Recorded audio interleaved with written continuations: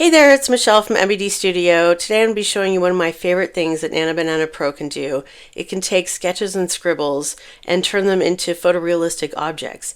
And your sketches don't even have to be that good.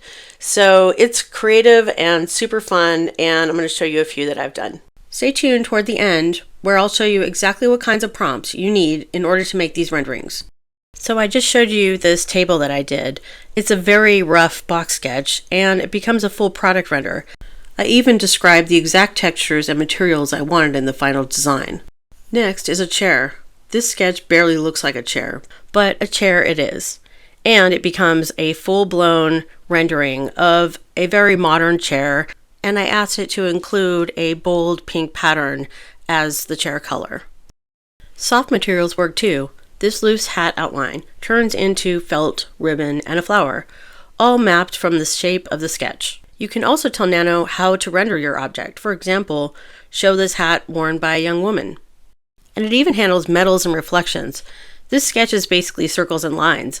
Nano turns it into polished chains and gemstones. This looks expensive. Even simple shapes work. This little sphere and base sketch becomes a clean product photo with realistic lighting. It's unbelievable what it made out of my little doodle. Here's how it works.